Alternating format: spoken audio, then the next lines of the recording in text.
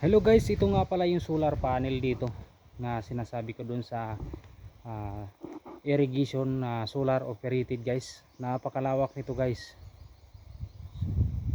So kung hindi ako nagkakamali guys, 30 by 20 guys yung lapad nito, feet. Ayan guys, napakalawak guys.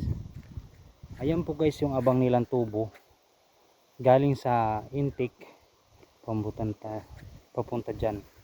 Dito naman po yung solar system dito, itong mga operation.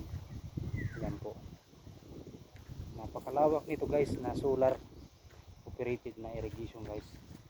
Tapos pupunta dun sa may amin. Ayan, dito na po guys, nandito na po yan.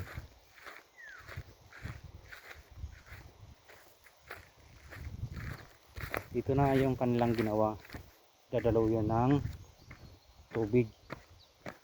So na po yun.